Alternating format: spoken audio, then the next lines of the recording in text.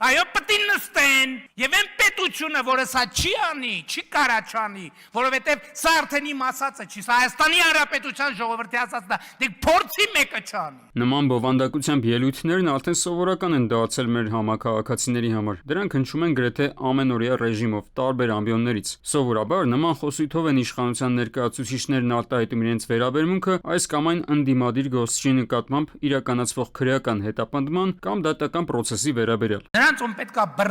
պետքա բռնել մեկ անգամ եւ բաց թողել միայն օրենքով սահմանված դատավճռի ժամկետը լրանալուց հետո։ Հիմա դատավորը մտածելու է, եթե մեկին բերեցին, Փաշինյանը ամբիոնից ասել էր, որ բռնում են մի թողեք, հենա կալանքը կա, հիմա ինչի՞ մի հատ կալանքի փոփոխություն անեմ կամ օրինակ փոխարինեմ տնային կալանքով։ Հաստատ մի բան կսարքվի, կարգապահականով ընդཐུպ լիազորությունը կդադարեցվի։ Բոլոր այս ձևակերպումները եւ էմոցիոնալ գնահատականներն ունեն մեկ խնդիր։ Դրանք կարող են համարվել իրավապահների եւ դատական համակարգի ուղղորդման մեսիջ, հաղորդագրություն, կոչ։ Սրանով ոտնատակի արվում արդար դատաքննության անկյունաքարային սկզբունքներից մեկը՝ անմեղության կանխավարկածը, նշում են իրավապաշտպանները։ Եթե հետաթուված տեսակետ կար զանգով արդարադատություն, հիմա դա Facebook-յան պոստով արդարադատության լիքը տարեր կան մեջ, այսինքն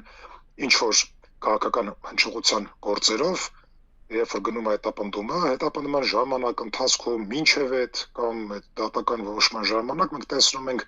նույն վարչապետից, գործադիրից, իշխող կուսակցության անդամներից, հիմնականում այստեղ գնան գործադիրի ղեկավարի վրա, բավական հստակ ուղղորդումներ։ Անձը համարվում է անմեղ, քանի դեռ նրա մեղքը չի ապացուցվել եւ դատարանը չի կայացրել մեղադրական դատավճիռ։ Դրան հակառակ Հայաստանում քրեական գործի հարուցման առաջին իսկ օրը բարձր կաբինետներում նստողները ոչ թե հրապարակային նկարագրում են քրեական գործի հանգամանքները, այլ միանգամից տալիս են մեղադրական եզրակացություն ու կնքում դատավճիռը, նշում են փորձագետները։ Եվրոպական դատարանում եղել են բազմաթիվ գործեր, դա Բուլղարիայի, Խորվաթիայի, Լիտվայի հետ կապված գործեր կային, որտեղ օրինակ խորհրդանի նախագահի, վարչապետի, արտադրության նախարարի, падգամավորի, այլ պաշտոնյաների արտահայտությունները,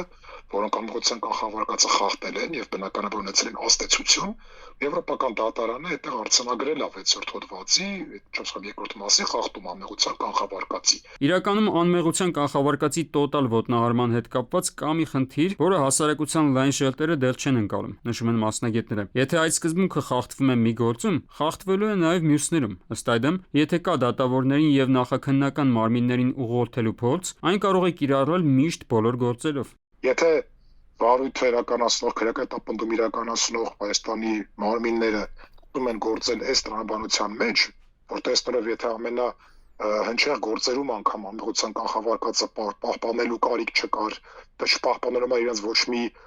հետևանք իրենց համար չեղավ եւ այլն, պարզապես դա դառնալու է գործելավոճ եւ արդեն դրսեւորվելու է ուրիշ տեղերում նաեւ։ Մի խնդիր էլ, սովորաբար քրեական տարբեր գործերի վերաբերյալ ուղղորդող էմոցիոնալ սուբյեկտիվ գնահատականները պատճառաբանվում են ժողովրդի պահանջով։ Փորձագետների կարծիքով սա բավականին բացասական երևույթ է։ Նախ հասկանալի չէ, թե քանի մարդու պահանջը կարելի է գնահատել որպես ժողովրդի պահանջ, եւ նաեւ հասկանալի չէ, թե արդյոք այդ պահանջը օրենքի տեսանկյունից իրավաչափ է։ Արմեն Աթալյան, ժամը լրատվական։